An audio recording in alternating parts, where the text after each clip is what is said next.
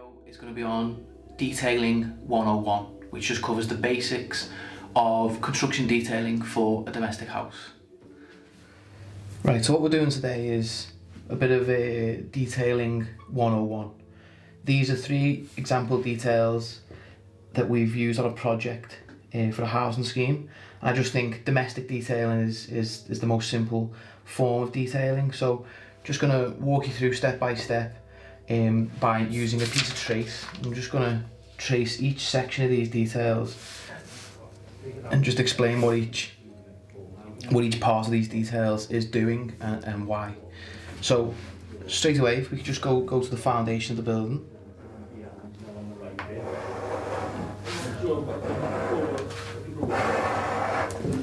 Just use a better pen, hold on.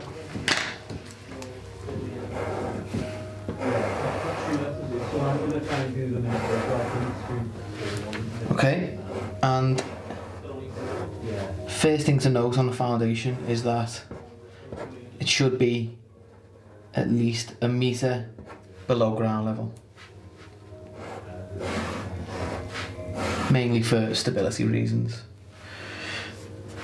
Then what we have here is our 2 leaves of wall.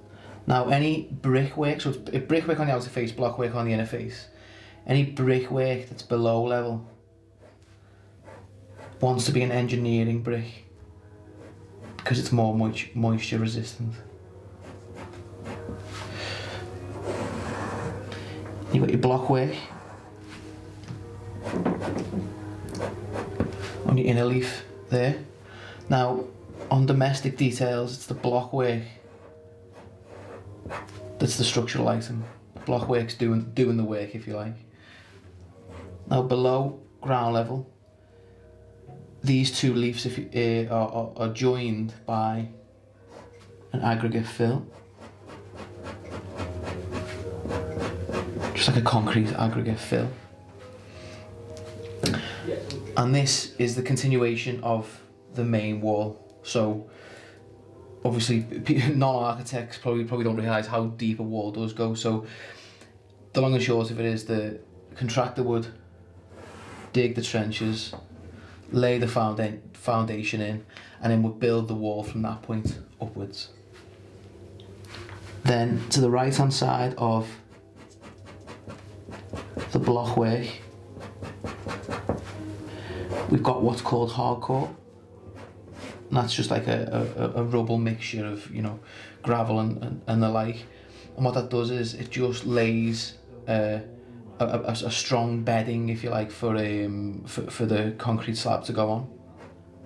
However, that isn't smooth. So on top of that, you then have a sand bedding. That sand bedding creates a flat surface. Then for the structural slab to go on. In this instance, the slab is 150 mil. That's dictated by the structural engineer. Then at this point, I should point out that we've got a damp-proof membrane layer to the underside of the slab, and that just keeps any moisture from penetrating the concrete. That would then return up and lap into here, which is the damp-proof course. Now while we're on damp-proof course, the course needs to be a minimum of 150 mil above ground level. That's to combat capillary action of any moisture coming through the ground and climbing upwards. Then on this detail, what we've got here is a reconstituted stone banding at ground level. So on elevation, just quickly, we've got 2 bands, one at the base and one at floor level.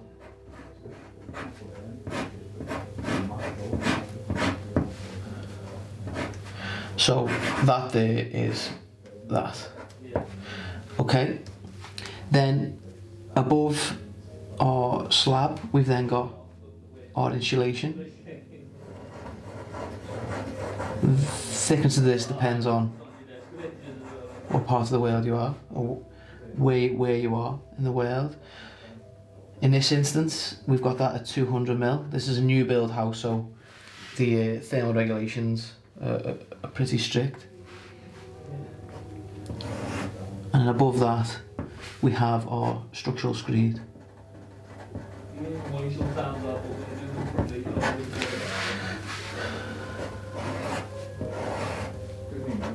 Okay, that's the finish, and then on top of, well, that's the finishing layer if you like, and then on top of that you would apply a floor finish.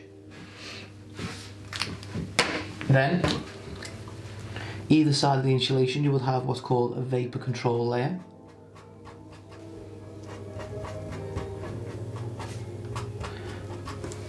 And that, again, that at the underside of the insulation, that's just prevent, you know, if that face membrane fails, it's a little bit of extra protection. On the other side, it's if any moisture's coming from within the property.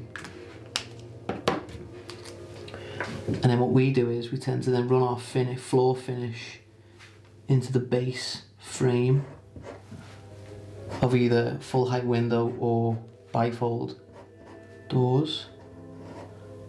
So that's what that is, that's the base of the bifold doors. And you just show some double glazing there. And then that is the sill. So that's the sill to the bifold doors, and obviously that protects any water ingress coming there. And just to finish this detail off, what we've got here is a bit of perimeter insulation. That only needs to be 50 mil. And what that does is that wraps the floor. So if I was to just draw a basic room, if these are external walls here, that just wraps the edge of the slab, just protects any thermal bridging going that way. Now, you may hear the term cold bridging. I prefer thermal bridging because it's not always it's to do with cold. So to prevent thermal bridging, the whole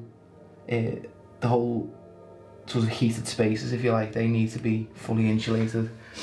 And if they're not, what you'll find is if there's a change in temperature, hence why it shouldn't just be called cold bridging. If there's a change in temperature between the exterior and the interior heated space, at the point at which there's thermal bridging, the condensation will occur, and then that will then obviously cause damage to the fabric of the building. So obviously we don't want that happening. And if there's any gaps in insulation as well, it does affect the thermal performance of the building, so some spaces may become drafty and the like. And then what we tend to do on our detail sections is just show certain things in elevation. So you can see there's a brick wall just in elevation there, and this 50 mil section here is just the floor finish externally, so that'll be a paver or something like that. So just quickly run through it. Foundation, metre below ground. You've got your cavity wall, and below ground it's filled with the concrete aggregate. Any brick that's below ground should be of an engineering brick, just a little bit more robust against any water penetration. Inner leaf, your concrete blockwork. You've got your level of hardcore, just to lay the bed for the ground slab. Sand, just so you get a smooth finish. Concrete slab, insulation, structural screed, and you've got your DPM running up into the DPC, membrane course, and then 2 layers of vapor control. Floor finish running into the bifolds here. So that's the foundation. Then if we move on to the intermediate, so these 3 are the key details on most buildings really: foundation, intermediate floor and roof. So at the intermediate floor you can then see our cavity wall. Such a brick. And on this house type, the top half is finished in a render, so there's no need to then do the upper floor in brick. It's Blockwork's cheaper.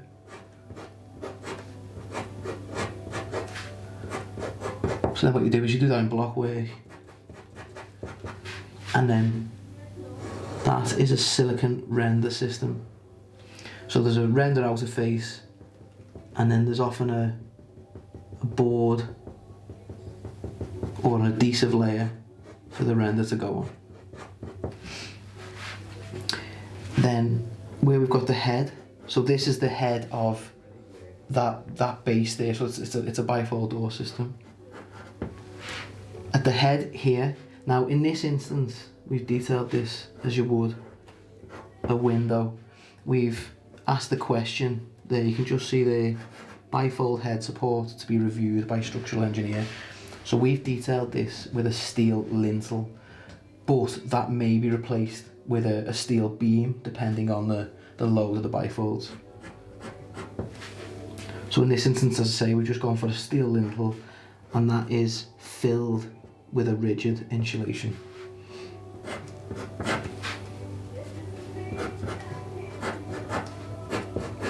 Blockwork in a leaf. I'm not quite getting the blockwork sizes right, but the reason I'm missing certain areas is because you'll just see there, you've got a wall tie, just one there as well. And the idea is that the wall ties bed in to the mortar joints, and then those little caps there, they then keep the insulation in place. So we go for a 75mm insulation externally. It's held back with these wall tie caps, and then we leave a 50mm residual cavity. And the reason for that is if any water does get through the brickwork or the blockwork, because it's obviously a porous material, water can't bridge that gap. Whereas sometimes if you were to fulfill that with a rock wool type insulation, well, capillary action could take place. If water finds its way through there and the insulation's doing that, then it can find its way through and then get into the structural elements of the building. So make sure there's a nice cavity there.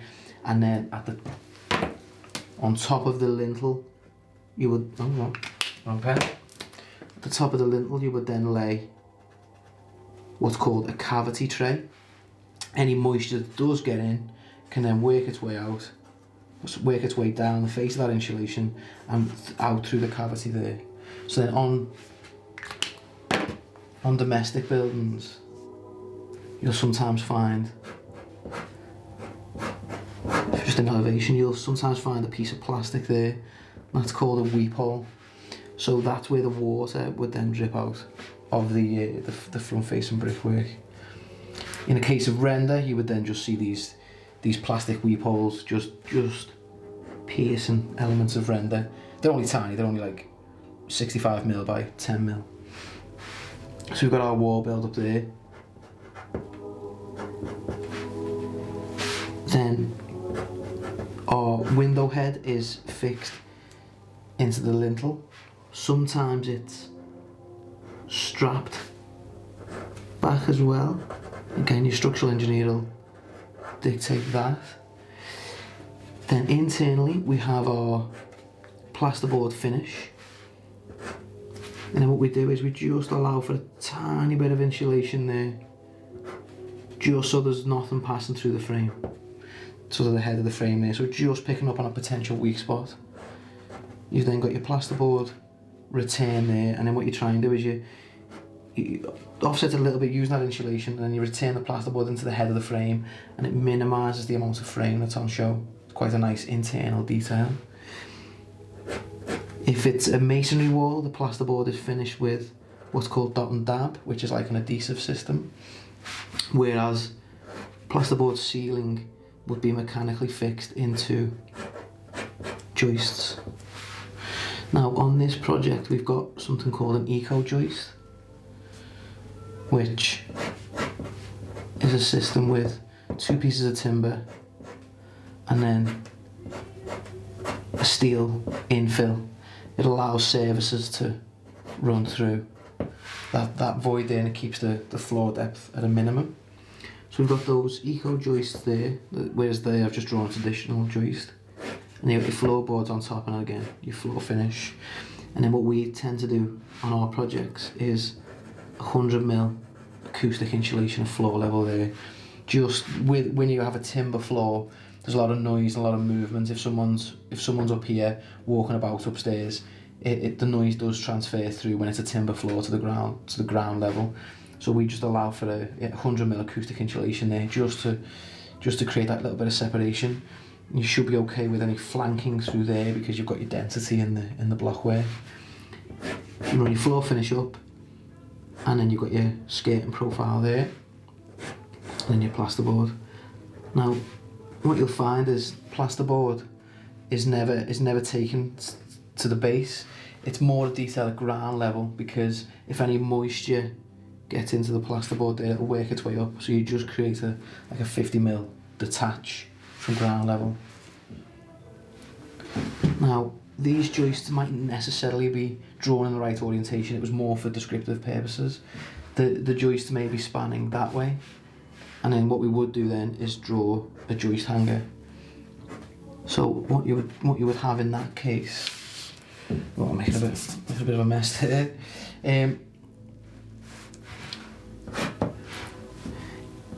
Is the joist is then hung from this piece of steel, and then that steel has a head sort of bend on it, and then that is captured in the blockwork. So that joist hanger is hung from the blockwork, and then it's that picks up the joist, and then you would have it the other end as well. And that's how joists span between blockwork walls in new build houses anyway. And then last but not least is the roof detail. Now you'll find on most projects the roof details are the trickiest. So we just draw our blockwork in. Now you'll notice, we done these details in Revit, and we didn't use the repeated detail component. I must admit it was for the sake of speed. I would normally show the courses of blockwork or brickwork. So we've got our 2 leaves of blockwork, got your wall tie there. You've got your partial fill cavity insulation. Run that right up to the underside of the underboard, if you like, for the roof. Take that up there, just prevents any thermal bridging through there. So we've gone through the wall, so I won't repeat myself on that. Plasterboard running up. And then what we have here, certain things, sometimes you end up not quite drawing certain things because they're in elevation, so if I can just describe it here. We've got our truss, that's what that is in the background, so that's your structural element of the roof. And that's also what that is there. And when they're at close enough centres, the plasterboard ceiling can then mechanically fix into those timbers of the main truss. What you find is that'll pass the external wall, and in order to fix the wall to the roof truss, the head of the wall's finished in a timber.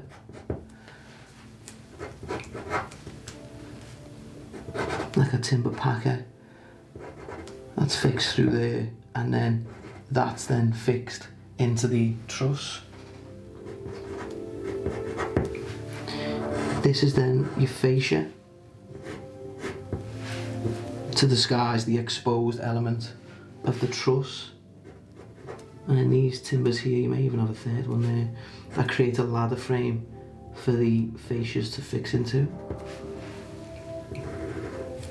You've got your gutter there, and your downpipe. That's just the external rendered finish there. Okay. Then in this instance, because it's a roof truss design, there won't be much space left in the loft. So we're suggesting that the insulation is laid at loft level. And it's 2 layers of 100mm, I think it's 2 layers of 100mm rock wool. You can even pad it out a bit more, just so there's no heat loss through the roof. And again, with the amount of insulation, that does vary where you are in the world, where you are in the country even, and whether it's a new build or a refurbishment. So just check local legislation.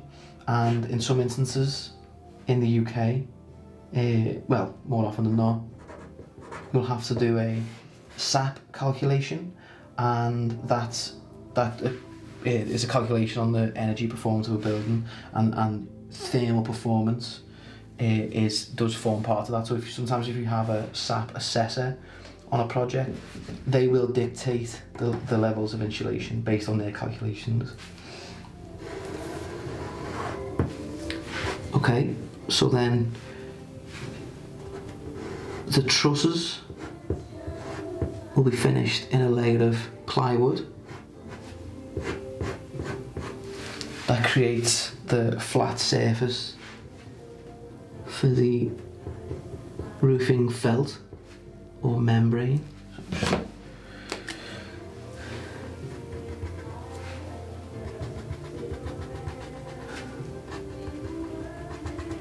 So that's laid onto the plywood.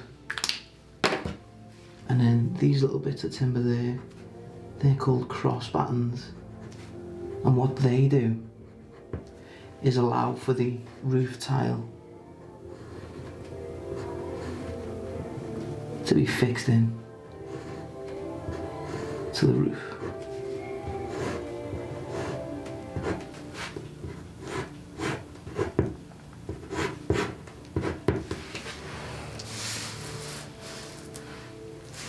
Okay, and that is a quick run through of some domestic details. Thank you.